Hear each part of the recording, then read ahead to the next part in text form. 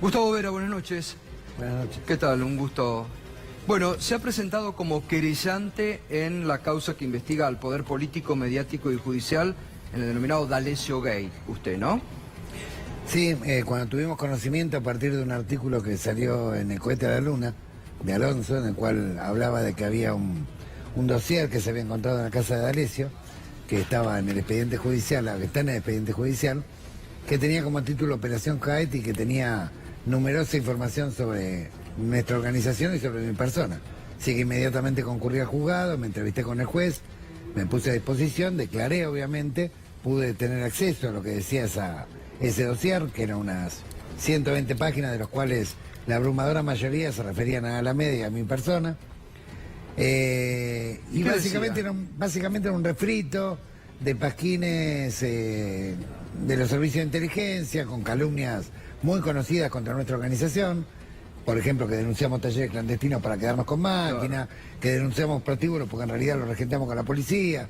Bueno, en fin, todas estas calumnias totalmente incomprobables que jamás tomaron estado judicial, que siempre pulularon cada vez que nosotros denunciábamos o a Germán Estiuso o a cualquiera de las bandas, o sea, Magdalani, a cualquiera de las bandas de los servicios, estaban concatenadas, digamos, como una especie de libreto, que es el mismo que casualmente utilizó la señora Gate en aquel programa en Semana Santa de Mirta Legrand, en el cual estaba asesorada ese día directamente por Ana Polero, la mano derecha de Miragaya, un hombre muy del riñón, digamos. Es decir, que lo que encontraron en la casa de D'Alessio lo dijo en esa mesa contra usted. Básicamente, no sé si recordarás que en ese programa la señora Gate tenía una serie de papeles que los iba viendo y por otra parte veía la cámara, veía a Polero, en el cual le pasaban el libreto de lo que tenía que decir. Ahora bien, también en el expediente de D'Alessio, a partir del aporte que hace la abogada de Fariña, hay una serie de mails en los cuales Garabano confiesa, digamos, el plan para destituir a Freiler y a Rafecas, ¿sí? Entre otros. Sí, sí. Y bueno, coincide en tiempo y forma, y acaba cerrando un poco rompecabezas, coincide en tiempo y forma con una serie de ofensivas que tuvimos nosotros con denuncias falsas, porque en el año 2016, recordarás, en junio, después en noviembre, hicimos varios encuentros internacionales de jueces y fiscales contra la trata y el crimen organizado que se realizaron en la Academia Pontificia en el Vaticano, por invitación del canciller de la Academia Pontificia, obviamente con autorización del Papa Francisco, y entre los jueces argentinos había algunos magistrados que estaban fuertemente cuestionados por los medios del régimen de Macri, ¿no?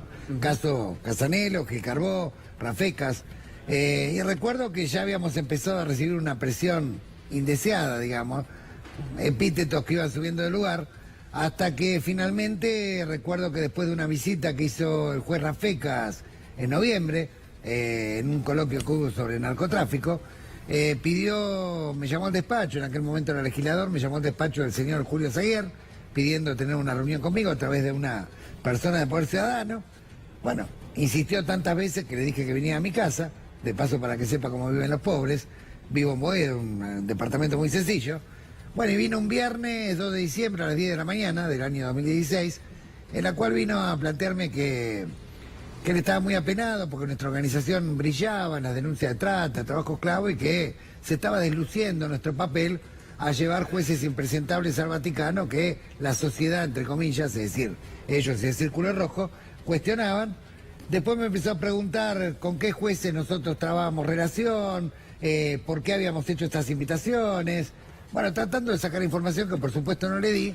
Y bueno, la conversación terminó más o menos en estos términos, que la Alameda iba a brillar si se dedicaba a simplemente denunciar trata y trabajo esclavo, en cambio le íbamos a pasar muy mal si nosotros seguíamos llevando los jueces de alguna manera que el poder no quería. Eso se lo dijo a mí, Julio Zaguer, el director del Diario de la Nación. Sí, delante de testigos que ese día había, porque fue un compañero de la organización. Julio Zaguer, ¿qué interés tenía Julio Zaguer, el director de la Nación, hubo una escalada, en plantearle esto a ustedes? Porque hubo una escalada en la cual nos fueron dando distintos mensajes a través de editoriales de La Nación, de Clarín, del señor Blanc, recuerdo, de Roa, editoriales, digamos, que eran bastante insultantes, digamos, hacia nuestra organización. Empezó todo esto el vocero del Papa y todas estas pavadas, porque yo jamás fui vocero de nada.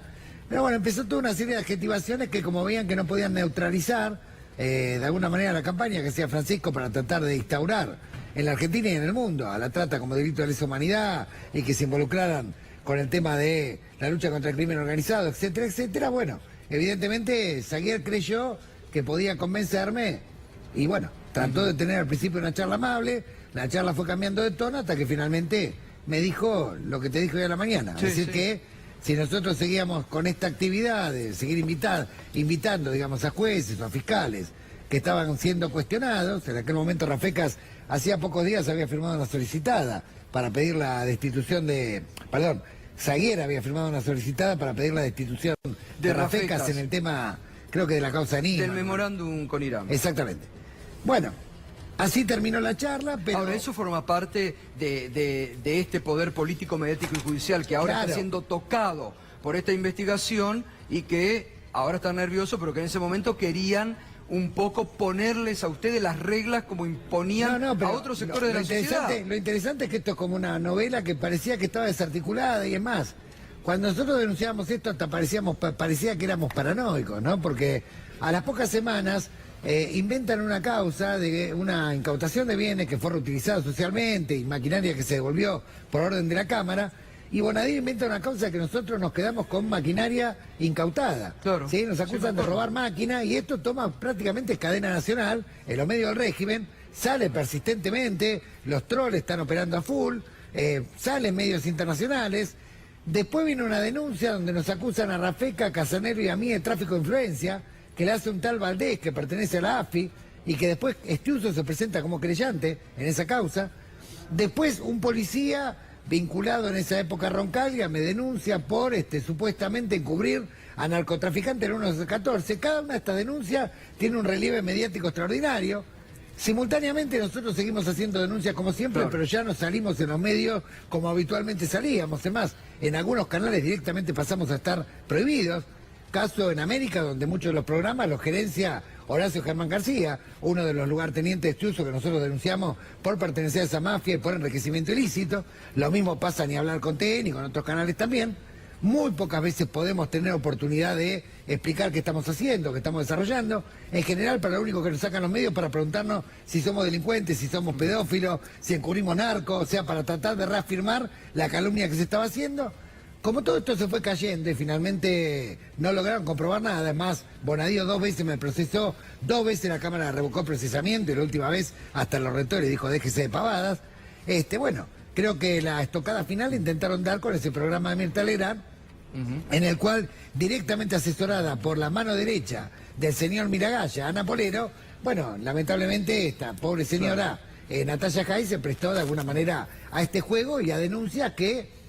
obviamente yo la denuncié, recordarás, Sí, por calumnias claro. e injurias, jamás llevó a ningún estado judicial las pavadas y barbaridades que había dicho.